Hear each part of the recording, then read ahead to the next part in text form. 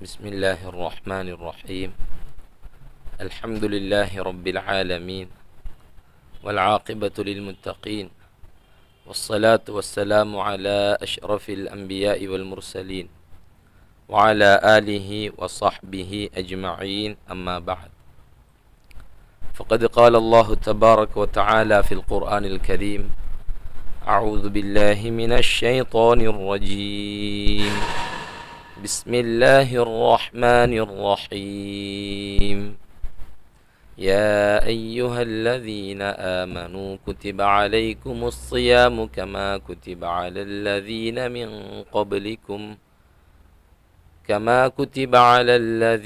من قبلكم لعلكم تتقون. صدق الله العلي العظيم. கண்ணியத்துக்குரிய நேர்களே, சகோதரர்களே, அல்லாஹ் ரப்புல் இஸ்ஸத் சங்கையான ரமதானுடைய மாதத்தை நமக்கு பெரும் பாக்கியமாக தந்திருக்கிறார். அருமை நபி ஸல்லல்லாஹு அலைஹி வஸல்லம் அவர்கள் இந்த ரமதானுடைய மாதத்தின் பெருமதியை நமக்கு உணர்த்துவதற்காக இந்த மாதத்தை பற்றி சொல்லும் பொழுது, ஷஹ்ருன் அதீமுன் முபாரக்குன், இது ஒரு மகத்துவமான, இது மிக பரக்கத் பொருந்திய ஒரு மாதம் என்று சொல்கின்றார்கள். எனவே ஒருவரை பற்றி அவர் ஒரு கொடையாளி என்று சொன்னால், அவருடைய கொடையிலிருந்து அடுத்தவர்கள் பிரயோசனம் அடைவதுதான் அதனுடைய நோக்கம்.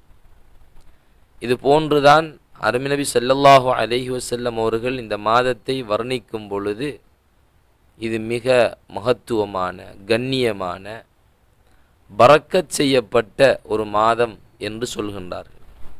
எனவே அந்த பரக்கத்திலிருந்து நாம் ஒவ்வொருவரும் அடைந்து கொள்வதுதான் இந்த மாதத்தை அல்லாஹு தஆலா நமக்கு தந்ததற்குரிய நன்றியாக இருக்கின்றது. ஏனைய காலங்களை போன்று இந்த மாதத்தை நாங்கள் கழித்து விடாமல், ஏனைய காலங்களை போன்று பராமுகமாக இருந்து விடாமல், இந்த மாதத்தை நாம் அமலுக்கென்றே நம்முடைய நேரங்களை, காலங்களை ஒதுக்கி, வேலை பளுக்களை குறைத்து நம்மை நாம் அமலுக்காகவே அமைத்து கொள்வதுதான் இந்த மாதத்துக்கு நாம் செலுத்தும் நன்றியாக இருக்கின்றது. அல்லாஹ் சுப்ஹானஹு வ தஆலா எந்த மனிதனுடைய இச்சை, மனோ இச்சை பாவங்களின்பால் தூண்டுமோ, எந்த ஷைத்தான்கள் மனிதர்களை வழிகெடுப்பார்களோ, அப்படிப்பட்ட அனைத்துக்கும் முற்றுப்புள்ளி வைத்து இந்த மாதத்திலே அமல் செய்யக்கூடிய சந்தர்ப்பத்தையும் பாக்கியத்தையும் அல்லாஹு தஆலா தந்திருக்கிறார். கண்ணியமானவர்களே, சகோதரர்களே, எனவேதான் நாங்கள் இந்த சந்தர்ப்பத்தை நழுவ விட்டு விடாமல், வீணாக்கி விடாமல் நாங்கள் இதை பயன்படுத்தி கொள்ள வேண்டும். இன்று ரமலான் 7 நாங்கள் இருக்கின்றோம். அண்மையில்தான் முதலாவது நோன்பை பிடித்ததை போன்றிருந்தது. முதலாவது 10 முடிவுக்கு நாங்கள் வர இருக்கின்றோம். எனவே காலங்கள், நேரங்கள் சென்றுவிடும். ஆனால் நோன்பை கொண்டு, ரமதானுடைய மாதத்தை கொண்டு எல்லாம் வல்ல அல்லாஹ் நம்மிடத்தில் என்ன மாற்றத்தை விரும்புகின்றானோ, அந்த மாற்றம் என்னிடத்தில் ஏற்பட்டிருக்கின்றதா இல்லையா, இதைத்தான் நாம் ஒவ்வொருவரும் சிந்திக்க வேண்டும். கண்ணியமானவர்களே, சகோதரர்களே, அல்லாஹ்வுடைய கிருபையினால் இந்த மாதத்திலே எங்களுக்கு அமல் செய்யக்கூடிய சந்தர்ப்பம், பாக்கியம் கிடைத்து கொண்டிருக்கின்றது. பகல் நேரங்களிலே நாங்கள் நோன்பு பிடிக்கின்றோம், சதகாக்கள் கொடுக்கின்றோம், அதிகமாக குர்ஆன் திலாவத் செய்கின்றோம், அதுபோன்று திக்ர் செய்கின்றோம். நிறைய அமல்கள் அல்ஹம்துலில்லாஹ் செய்ய கிடைத்திருக்கின்றது. இதை செய்ய கிடைத்தவர்கள் அல்லாஹுக்கு நன்றி செலுத்த வேண்டும். எனக்கு ரப்பு இதை செய்யக்கூடிய சந்தர்ப்பத்தை தந்திருக்கின்றான். ஆனால் இந்த அமல்களினுடைய மிக முக்கியமான நோக்கம் அல்லாஹ்விடத்தில் இவைகள் அனைத்தும் ஏற்றுக்கொள்ளப்பட்டதாக ஆகிவிட வேண்டும். கபூலியத். இரவு பகலாக நோன்பு பிடித்து நின்று வணங்கி தான தர்மம் கொடுத்து கடைசியிலே இவைகளெல்லாம் நஷ்டமாகிவிட்டால் இதைவிட பயங்கரமான ஒரு சோதனை வேறு எதுவுமே கிடையாது.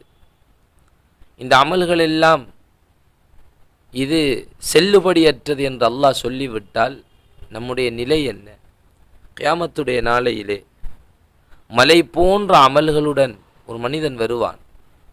சுவனம் செல்வதற்கும் அவனுக்கும் இடையிலே ஒரு சில தூரம்தான் இருக்கும். அந்த நேரத்திலே அவனுடைய அமல்கள் எல்லாம் பறிபோய் அவன் நரகவாதியாக செல்கின்றான் என்று ஹதீஸிலே வந்திருக்கின்றது.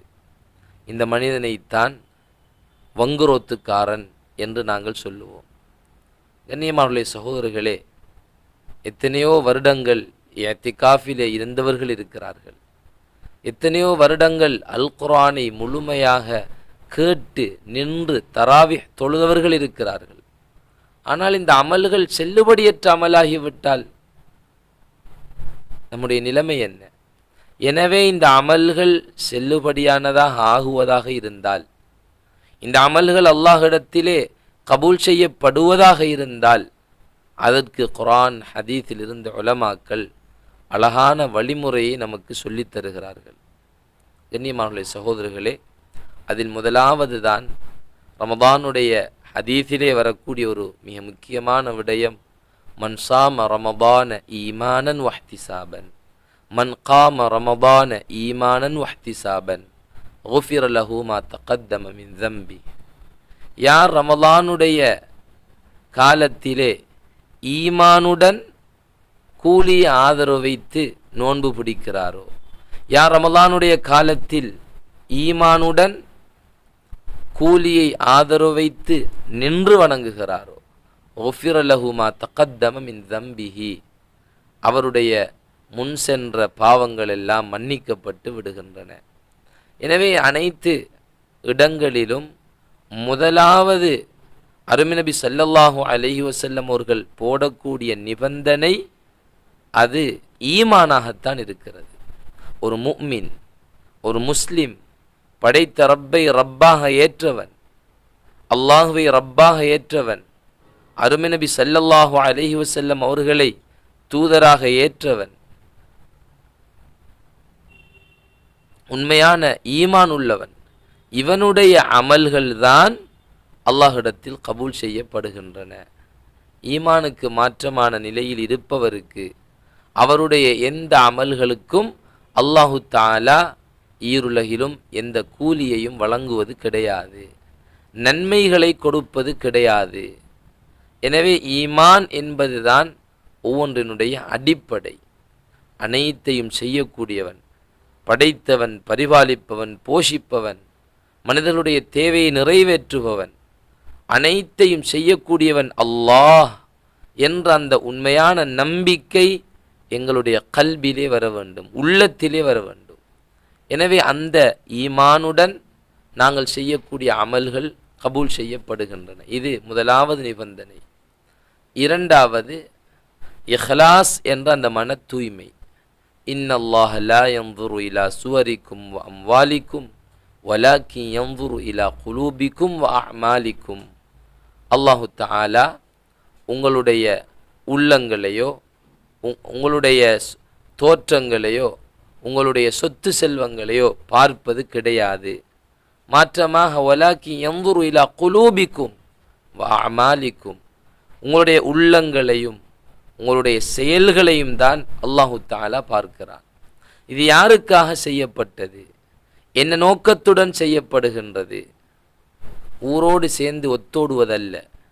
மாற்றமாக நான் செய்யக்கூடிய, நான் பிடிக்கக்கூடிய இந்த நோன்பு ஏன், நான் தொழக்கூடிய தராவிஹ் ஏன், இது யாருக்காக செய்கிறேன்? உள்ளத்தை அறிந்தவன் அல்லாஹ். எனவே படைத்த ரப்புடைய திருப்பொருத்தம் மாத்திரம் நோக்கமாக கொண்டு செய்யப்படக்கூடிய அமல்களைத்தான் அல்லாஹு தஆலா கபூல் செய்கிறான், ஏற்றுக்கொள்கிறான். இதற்குத்தான் இஹ்லாஸ், மன தூய்மை என்று சொல்கின்றோம். நம்முடைய அனைத்து அமல்களும் அல்லாஹுடைய திருப்பொருத்தம்.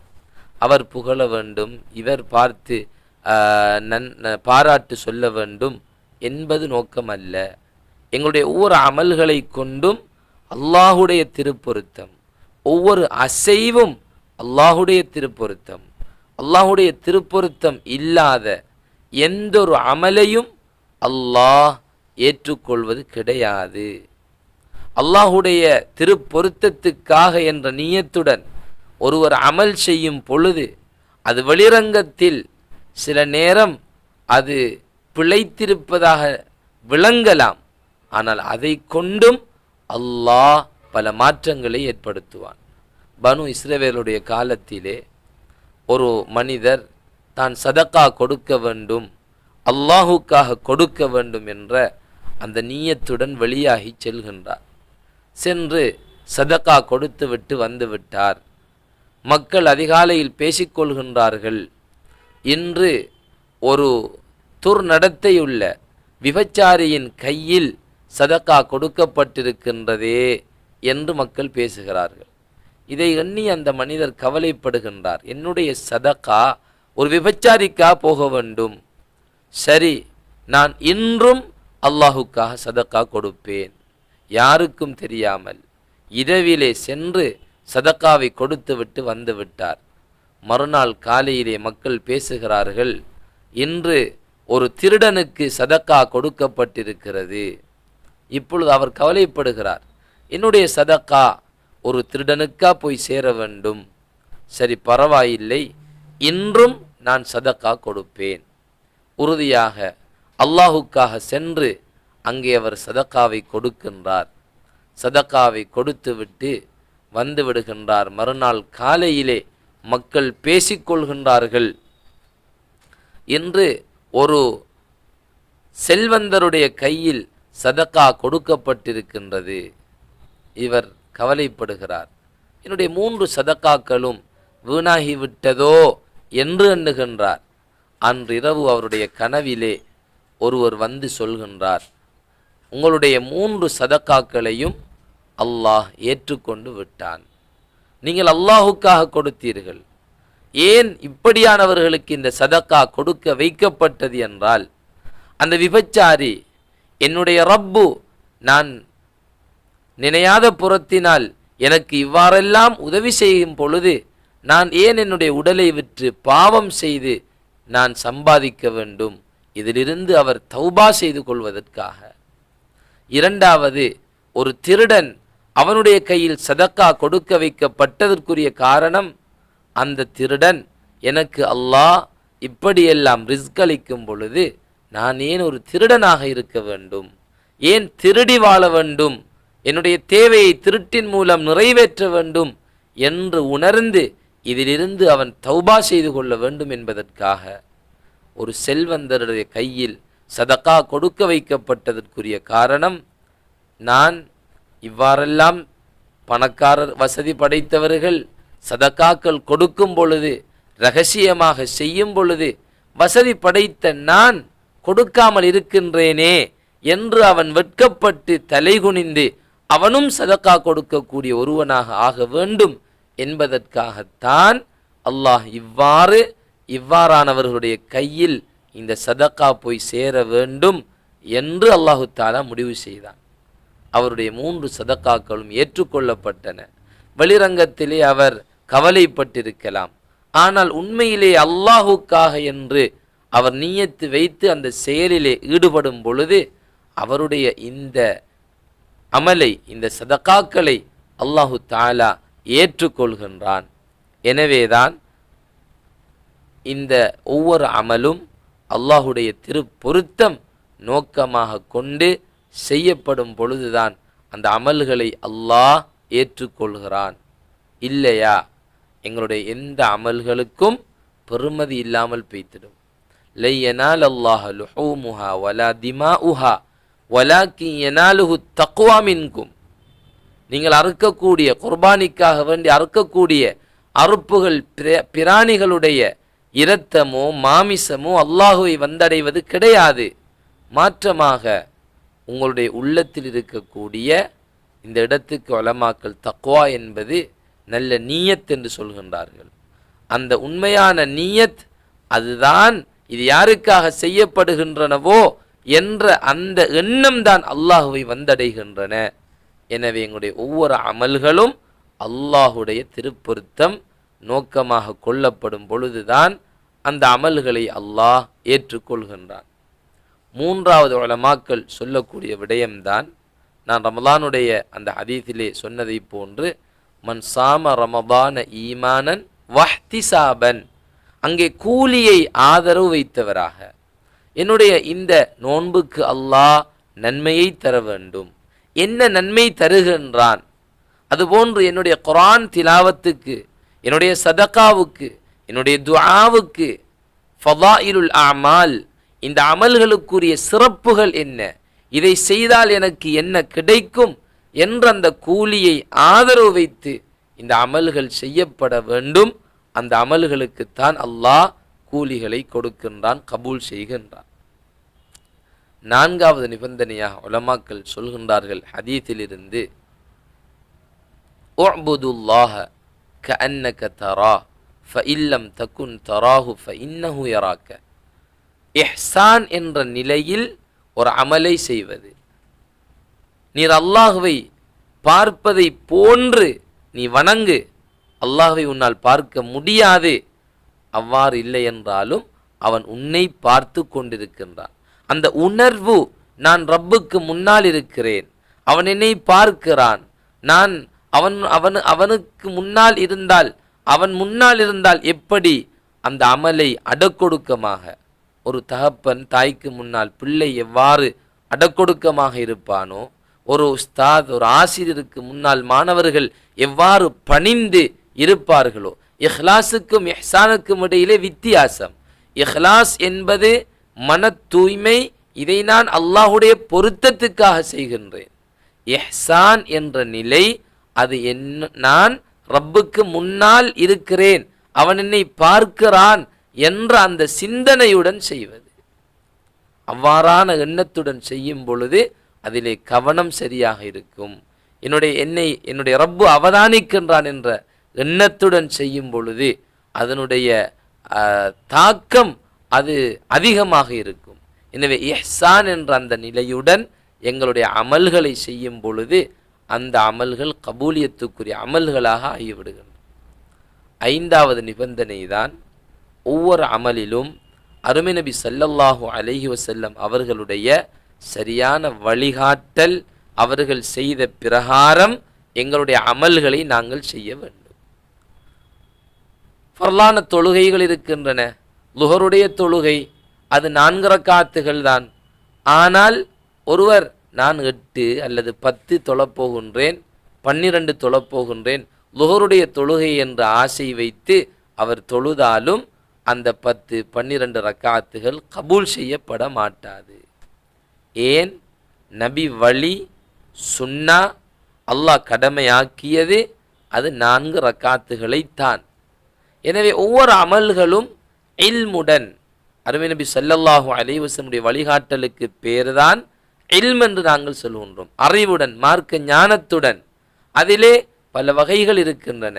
ஃபர்து, சுன்னத், முஸ்தஹப் இவைகளை விளங்கி ஒவ்வொரு அமல்களும் இது எதன் மூலம் எப்படி இந்த அமலை நான் செய்ய வேண்டும் என்ற ஞானத்துடன், மார்க்க விளக்கத்துடன் இந்த அமல்களிலே நாங்கள் ஈடுபடும் பொழுதுதான் அல்லாஹு தஆலா இந்த அமல்களை கபூல் செய்கிறான், ஏற்றுக்கொள்கின்றான்.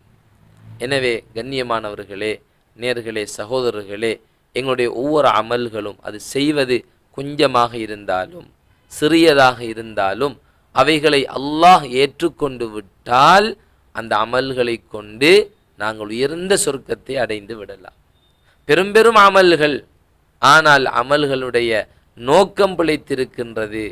நாங்கள் செய்யும் பொழுது எங்களுடைய எண்ணம் பிழைத்திருக்கின்றது, பேர் புகழ் நோக்கமாக இருக்கின்றது. இவ்வாறாக இருக்குமாக இருந்தால் அந்த அமலை கொண்டு நஷ்டம் ஏற்படுவது மாத்திரமல்ல, அவை நரகத்துக்குரியவையாக ஆகிவிடுகின்றன. நாளை கியாமத்துடைய நாளையிலே அல்லாஹ் முகத்திலே அமல்களை சுருட்டி பழைய புடவையை வீசுவதை போன்று அப்படி அடித்து சொல்லுவான், இவைகளை நீ யாருக்காக செய்தாயோ அவர்களிடத்தில் போய் கேட்டுக்கொள் இதற்குரிய நன்மைகளை, இவை எதுவும் எனக்காக செய்யப்பட்டதல்ல. அல்லாஹ் நம் அனைவரையும் பாதுகாக்க வேண்டும். எனவே நம்மளுடைய அமல்கள் அது இந்த காலத்திலே கூடுதலாக நாங்கள் ஈடுபடுவோம். எனவே அல்லாஹு தஆலா நமக்கு இஹ்லாஸ் என்ற அந்த மன தூய்மையை நசீபாக்கி இந்த 5 நிபந்தனைகளையும் ஈமான், இஹ்லாஸ், இஹ்திசாப், இஹ்சான், தரீகத்துன் நபி அல்லது இல்ம், இவ்வாறான இந்த விடயங்களை பேணி இந்த அமல்களை செய்து அல்லாஹ்வினுடைய உயர்ந்த திருப்பொருத்தத்தை அடைந்து கொள்வதற்கு எல்லாம் வல்ல அல்லாஹு தஆலா நம் அனைவருக்கும் தௌஃபீக் செய்வானாக. வ ஆகிரு தஅவானா அனில் ஹம்துலில்லாஹி ரப்பில் ஆலமீன். அஸ்ஸலாமு அலைக்கும் வரஹ்மத்துல்லாஹி வபரகாத்துஹு.